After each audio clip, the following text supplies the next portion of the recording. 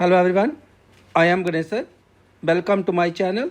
In this video, I will solve exercise 3.4 chapter 3rd Understanding Quadrilaterals class 8th mathematics.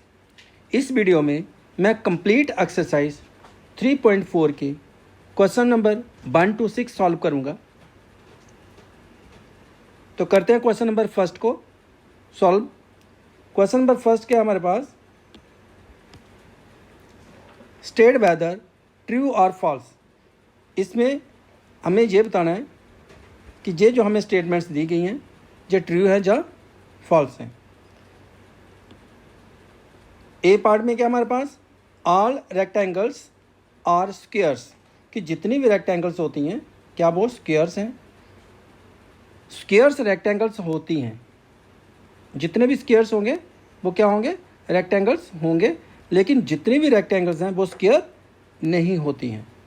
तो इसलिए ये वाली statement जो है वो क्या हो जाएगी, फॉल्स हो जाएगी। इसको हम फॉल्स लिखेंगे। सेकंड क्या है, ऑल रोम्बसिस और पैरेललोग्राम, कि जितने भी रोम्बसिस होंगी वो सभी पैरेललोग्राम होंगी। यस, क्योंकि कोई भी रोम्बस जो होगी वो पैरेललोग्राम होती है। सपोज हमारे पास रोम्बस की सभी साइड्स इक्वल होती हैं और अपोजिट साइड्स क्या होती हैं, पैरेलल और इक्वल। तो पैरेललोग्राम की अपोजिट साइड्स और इक्वल और पैरेलल होती हैं, इसलिए rhombus is also a parallelogram. So all rhombuses are parallelogram. तो ये क्या होगा, ट्रू होगा। तो इसको हम लिखेंगे ट्रू। नेक्स्ट क्या हमारे पास, all squares are rhombuses and also rectangles. जितने भी स्क्वायर्स होंगे वो रोम्बसिस भी होंगी और रेक्टेंगल्स भी होंगी। स्क्वायर रोम्बस भी होगा और स्क्वायर जो है वो रेक्टेंगल भी होगा, इसलिए ये स्टेटमेंट भी क्या है, ट्रू है हमारे पास।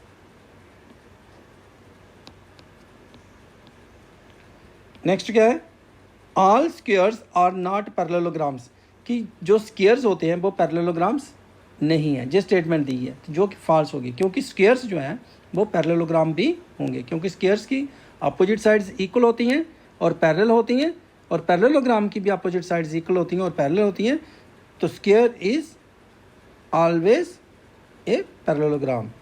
तो इसलिए जितने भी स्क्वायर्स होंगे वो क्या होंगे, पैरेललोग्राम होंगे। लेकिन जहाँ पे हमें क्या दिया गया है, all squares are not parallelograms, कि कोई स्क्वायर्स पैरेललोग्राम होगा कोई स्क्वायर्स पैरेललोग्राम नहीं होगा, जो कि फॉल्स स्टेटमेंट है। ये जहाँ पे आ जाएगा हमारे पास ये फॉल्स आ जाएगा। नेक्स्ट क्या है, ऑल काइट्स आर रोम्बसिस, कि जितनी भी काइट्स हैं वो रोम्बसिस होंगी। तो सभी काइट्स जो हैं वो रोम्बसिस नहीं हो सकती हैं, क्योंकि कुछ काइट ऐसी भी होंगी कि जो रोम्बसिस नहीं हो सकती हैं। तो इसलिए जहाँ पे ये क्या आ जाएगा, फॉल्स स्टेटमेंट है ये। Next, all rhombuses are kites, लेकिन जितनी भी रोम्बसिस होंगी वो सभी क्या होंगी, काइट्स होंगी। अब वो कैसे काइट्स होंगी, काइट्स में क्या रहता है, सपोज रोम्बसिस में ऑल साइड्स आर इक्वल और अपोजिट साइड्स क्या रहती हैं, पैरेलल रहती हैं। काइट के अंदर क्या होता है, उसकी यहाँ पे ये जो एडजस्टेंट साइड है ये क्या रहती हैं, इक्वल रहती हैं। ये एडजस्टेंट साइड्स भी इक्वल रहती हैं, और जहाँ पे ये जो अपोजिट साइड है वो क्या रहती है, जहाँ पे पैरेलल रहती हैं। तो इसलिए जहाँ पे जो रोम्बसिस होंगी वो क्या होंगी, काइट्स होंगी, लेकिन सभी काइट्स जो हैं वो रोम्बसिस नहीं होती हैं। तो all rhombuses are kites, yes true है जी।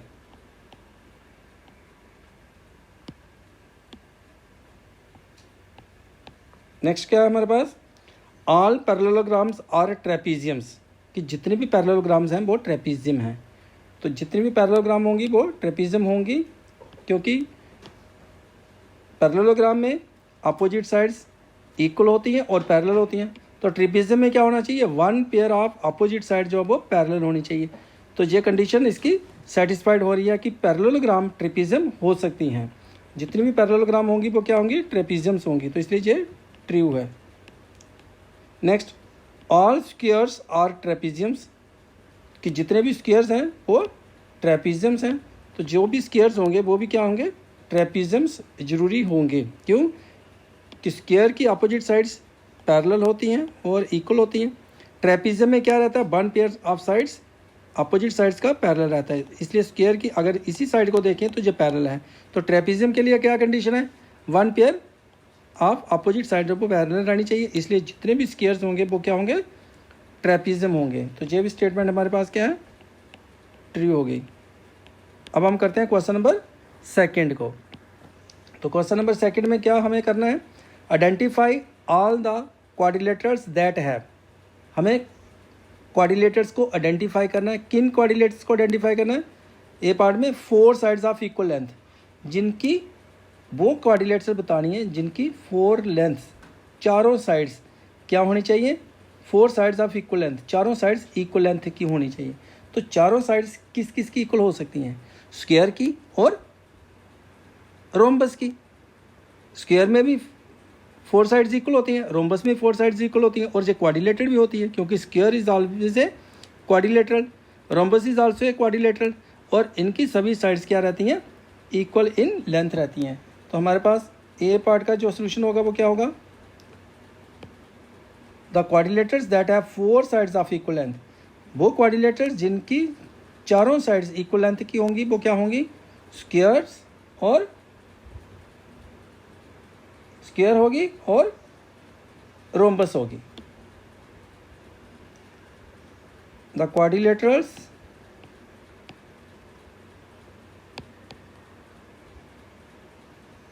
That have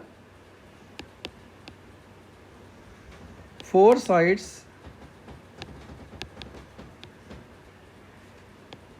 of equal length are square and rhombus।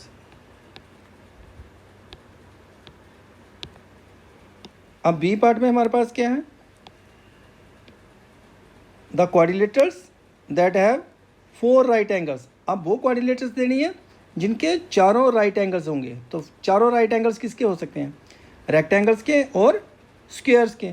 तो हम इसको क्या लिखेंगे, द क्वाड्रिलेटरल्स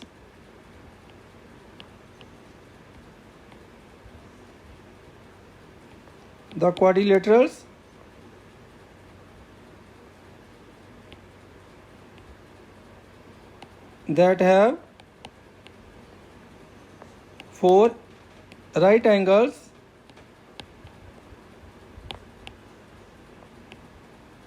और स्क्वायर होगा एंड रेक्टेंगल।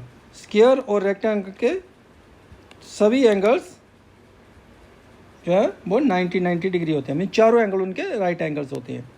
नेक्स्ट हम करते हैं क्वेश्चन नंबर थर्ड को।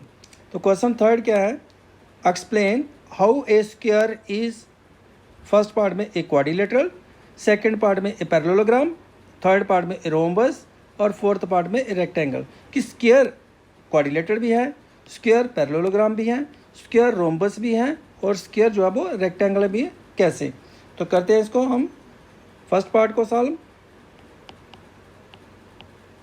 कि जो स्क्वायर है वो क्वाड्रिलेटरल क्यों है, क्योंकि स्क्वायर की चार साइड्स होती हैं, फोर साइड्स होती हैं जो कि क्वाड्रिलेटरल की होती हैं। A square is a quadrilateral since it has four sides। A square is a quadrilateral since it has four sides। कि स्क्वायर जो है वो क्वाड्रिलेटरल है क्योंकि उसकी फोर साइड्स होती हैं। तो सेकंड पार्ट हमारे पास है कि जो स्क्वायर है वो पैरेललोग्राम है। तो a square is a square is a parallelogram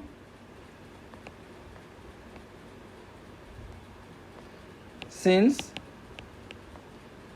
अब स्क्वायर की अपोजिट साइड्स क्या होती हैं, इक्वल होती हैं और पैरेलल होती हैं। तो पैरेललोग्राम की भी क्या होती हैं, अपोजिट साइड्स इक्वल होती हैं और पैरेलल होती हैं। इसलिए स्क्वायर क्या है, पैरेललोग्राम है। Square is a parallelogram since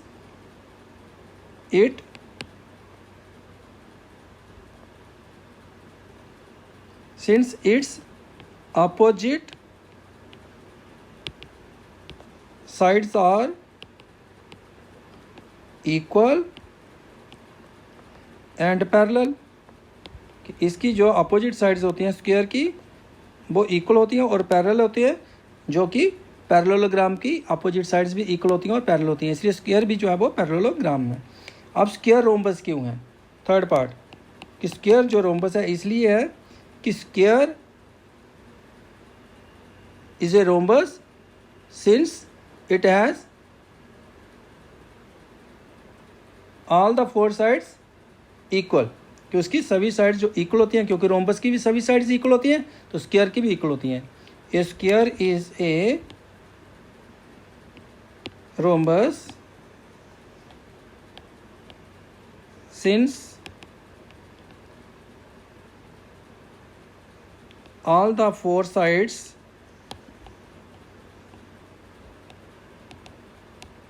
of a square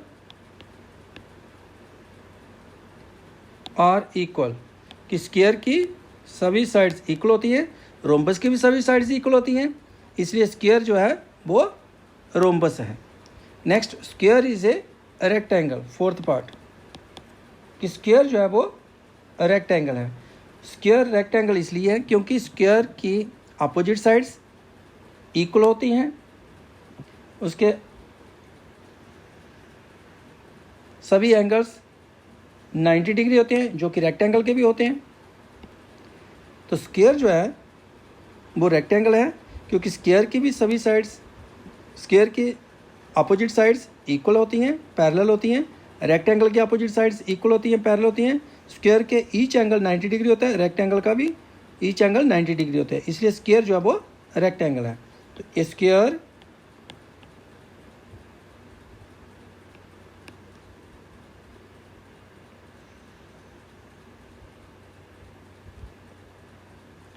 is a rectangle since its opposite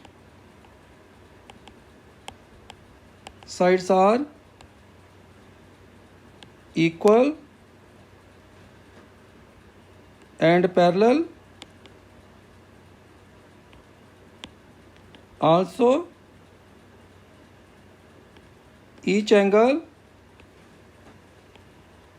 of a square is 90 degree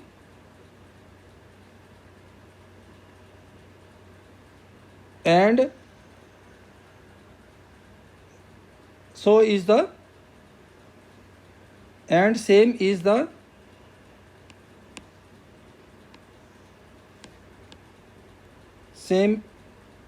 case with rectangle and same is the case with rectangle. जी आप लिख सकते हैं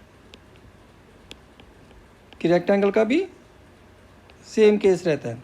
square rectangle है क्योंकि इसकी opposite side जो है वो इक्वल है, पैरेलल है, ईच एंगल जो है वो इसका 90 डिग्री है and same is the case with rectangle. तो रेक्टेंगल का भी तो यही केस रहता है। अब हम नेक्स्ट करते हैं क्वेश्चन नंबर 4 को। तो क्वेश्चन नंबर 4 हमारे पास क्या है, name the quadrilaterals whose diagonals bisect each other।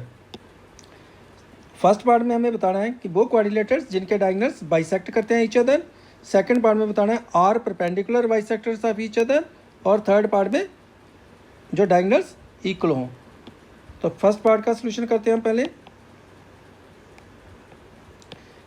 जिनके डायगोनल बाइसेक्ट करते हैं, पैरेललोग्राम के डायगोनल बाइसेक्ट करते हैं, स्क्वायर के डायगोनल बाइसेक्ट करते हैं, रोम्बस के डायगोनल बाइसेक्ट करते हैं और रेक्टेंगल के डायगोनल बाइसेक्ट करते हैं। इसलिए क्वाड्रिलेटर्स जिनके डायगोनल बाइसेक्ट करते हैं वो कौन कौन सी होगी, स्क्वायर, रेक्टेंगल, पैरेललोग्राम और rhombus. The quadrilaterals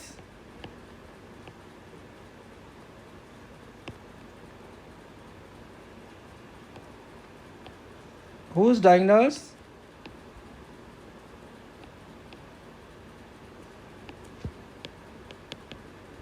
bisect each other are parallelograms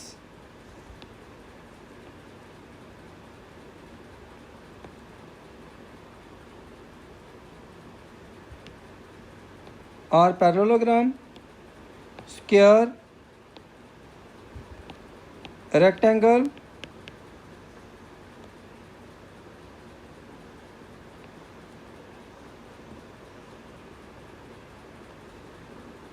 rhombus. इनके डायगोनल्स क्या करते हैं? बाइसेक्ट करते हैं ईच अदर। अब सेकंड पार्ट, जिनके डायगोनल्स परपेंडिकुलर बाइसेक्टर हैं ईच अदर। अब परपेंडिकुलर बाइसेक्टर जो होते हैं डायगोनल्स, वो किस किस के हैं? रोम्बस के और स्क्वायर के। डायगोनल्स बाइसेक्ट भी हो रहे हैं और साथ में परपेंडिकुलर भी होने चाहिए। तो जिस प्रकार से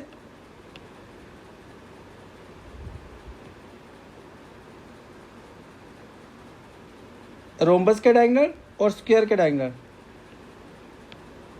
यहाँ पे जो स्क्वायर है इसके जो डायगोनल्स हैं जब बाइसेक्ट भी करते हैं ईच अदर और साथ में क्या होते हैं? परपेंडिकुलर होते हैं। और इसी प्रकार रोम्बस के डायगोनल्स बाइसेक्ट ईच अदर करते हैं और राइट एंगल पे करते हैं। तो हमें यहाँ पे कौन सा पार्ट बताना, हमें कौन सी क्वाड्रिलेटर्स बतानी है सेकंड पार्ट में? जिनके डायगोनल्स क्या करते हैं? Perpendicular bisectors of each other हों। तो कौन सी फिगर्स आ जाएंगी? द क्वाड्रिलेटर्स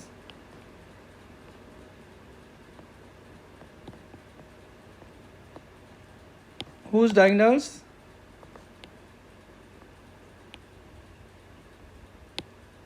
are perpendicular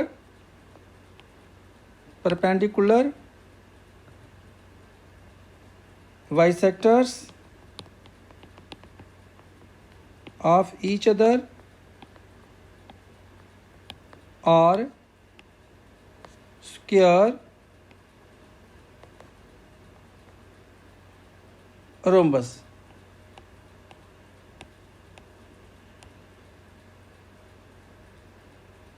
और स्क्वायर आप जहाँ पे एंड कर सकते हो, एंड रोम्बस, और यहाँ पे भी आप इसको एंड लिख सकते हो। नेक्स्ट हमारे पास जिनके डायगोनल्स इक्वल हैं, वो क्वाड्रिलेटर्स जिनके डायगोनल्स इक्वल होते हैं। तो डायगोनल्स इक्वल किस किस के होते हैं? स्क्वायर के डायगोनल इक्वल होते हैं और रेक्टेंगल के डायगोनल्स इक्वल होते हैं। तो यहाँ पे हम थर्ड पार्ट में क्या करेंगे? द क्वाड्रिलेटरल्स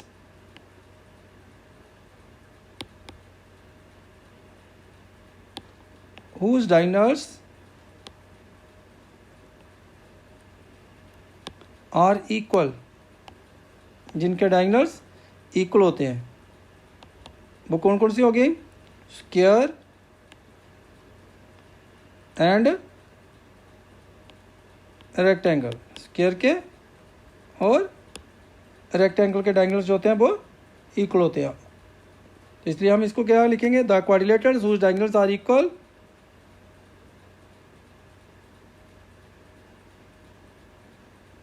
स्क्वायर है और रेक्टेंगल है। नेक्स्ट हम करते हैं क्वेश्चन नंबर 5 को। तो क्वेश्चन नंबर 5 हमारे पास क्या है? Explain why a rectangle is a convex quadrilateral. कि जो रेक्टेंगल है ये कन्वेक्स क्वाड्रिलेटरल क्यों है? देखें हमारे पास ये रेक्टेंगल है, तो ये कन्वेक्स क्वाड्रिलेटरल क्यों है? तो कन्वेक्स क्वाड्रिलेटरल हम किसको कहते हैं? जिसमें कोई भी एंगल 180 से, उसके जो इंटीरियर एंगल है 180 से एंगल ज़्यादा नहीं होना चाहिए, 180 से लेस रहना चाहिए। तो रेक्टेंगल के एंगल तो ईच एंगल 90 डिग्री होता है, तो इसका कोई भी एंगल 180 से ज़्यादा नहीं होता है। तो यहाँ पे इसको हम क्या लिख सकते हैं? इसका सोल्यूशन जो है, a rectangle is a convex quadrilateral, a rectangle is A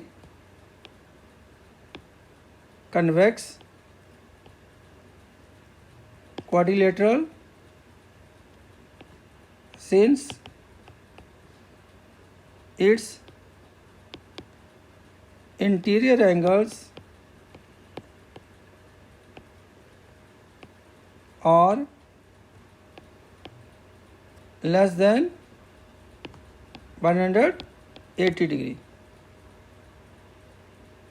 since it's interior angles. It's interior angle mean उसके जो इंटीरियर एंगल्स हैं वो, इसको जहाँ पे आप, तो हमारे पास ये रेक्टेंगल जो है वो कन्वेक्स क्यों, कि rectangle is a convex quadrilateral since its all interior angles are less than 180 degree, कि इसका कोई भी एंगल 180 से ज़्यादा नहीं है। अगर एक भी एंगल इसका 180 से ज़्यादा होता तो ये क्या हो जाती, कनकेव क्वाड्रिलेटरल हो जाती।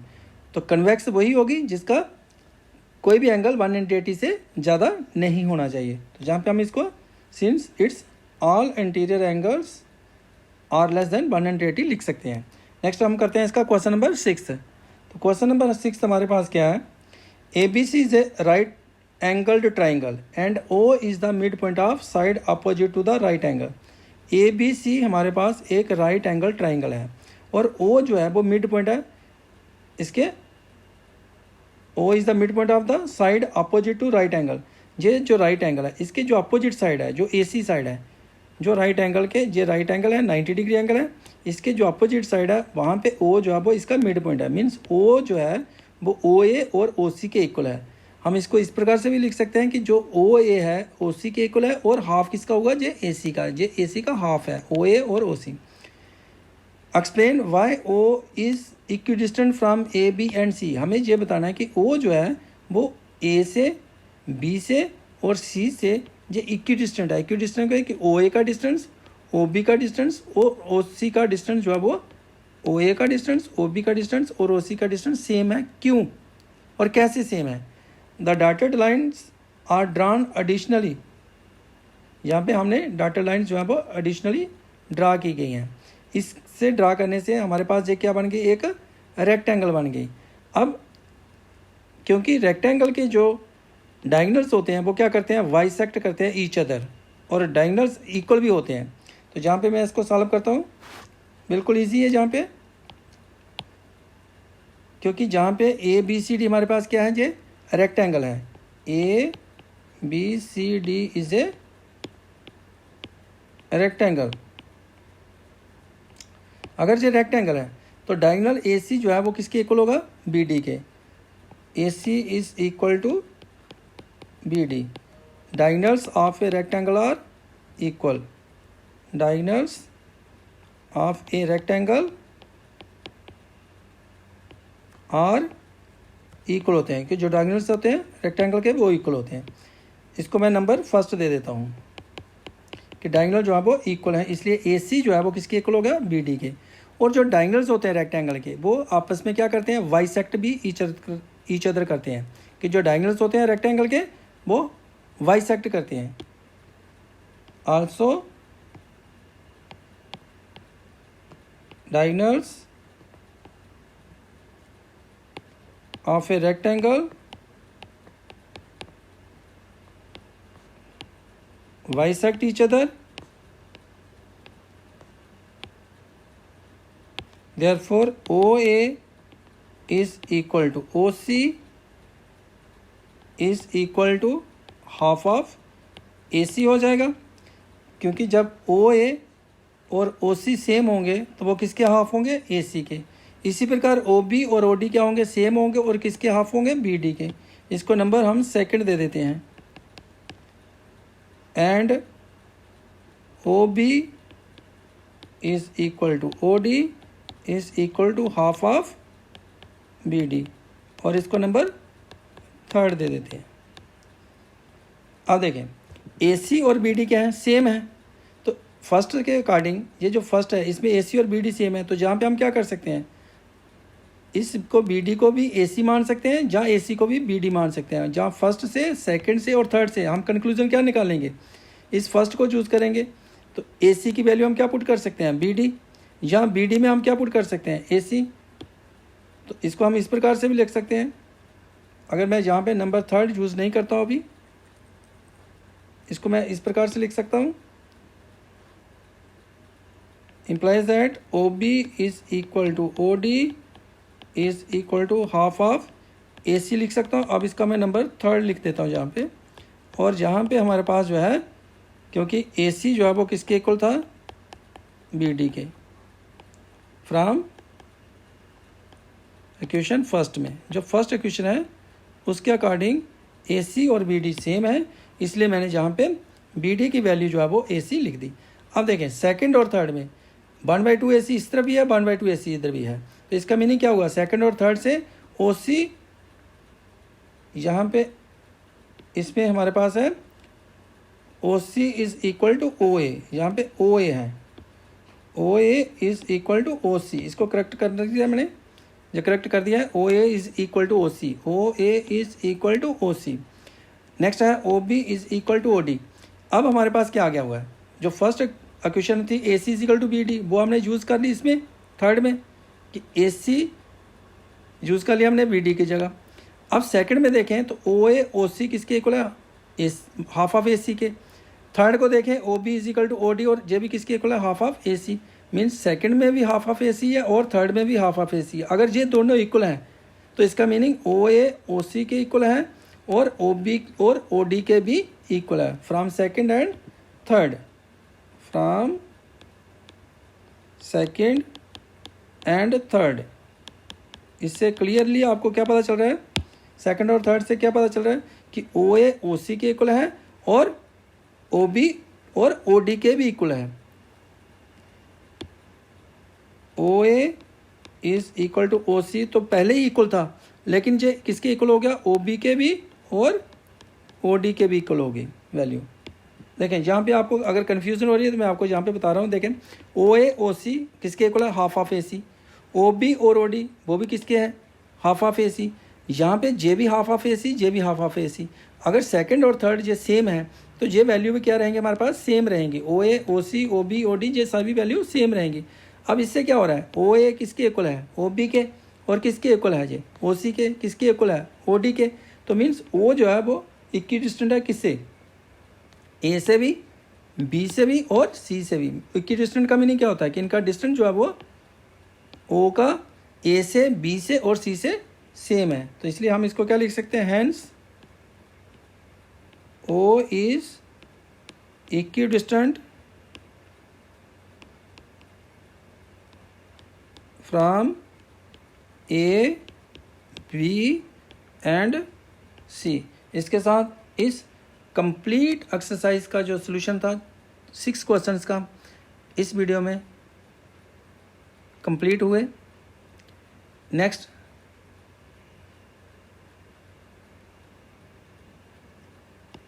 जो नेक्स्ट वीडियो होगी इस चैप्टर के MCQs के ऊपर रिलेटेड होगी। वीडियो को वॉच करना, चैनल को सब्सक्राइब करना जिन्होंने अभी तक सब्सक्राइब नहीं किया। Keep watching this channel. इस वीडियो को लाइक करें, शेयर करें। Thank you for watching this video.